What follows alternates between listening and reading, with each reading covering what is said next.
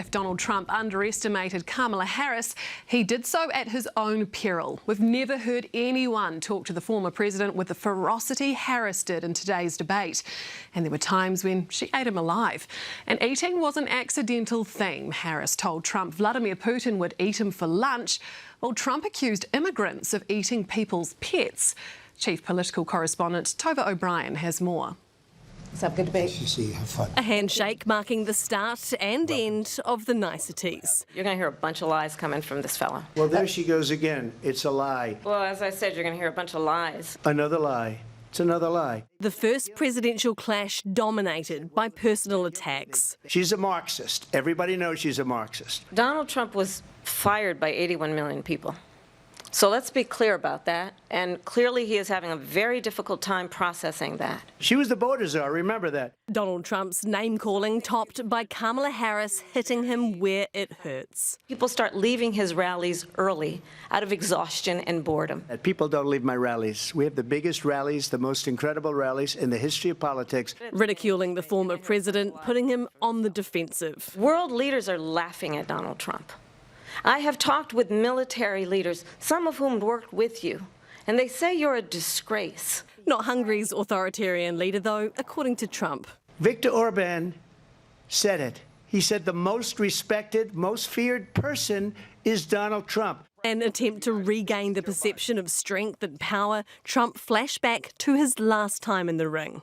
We have to do with, look, if... When this weak, pathetic man that you saw at a debate just a few months ago, and you know what, I'll give you a little secret, he hates her. He can't stand her. His fixation on Joe Biden called out by Harris. Threw him out of a campaign like a dog. We don't even know, is he our president?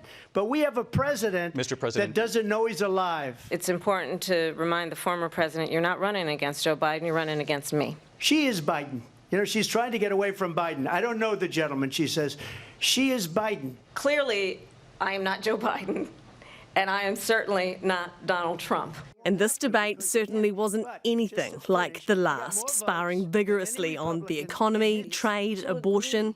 The government, and Donald Trump certainly, should not be telling a woman what to do with her body. Abortion in the 9th month is absolutely fine. He also says execution after birth. It's execution, no longer abortion, because the baby is born, is okay. And the moderators this time doing some fact-checking. There is no state in this country where it is legal to kill a baby after it's born. On immigration and migrants, it got a bit weird.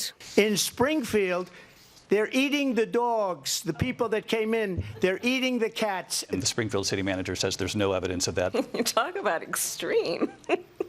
On Ukraine, it was emphatic. I'll get the war with Ukraine and Russia ended.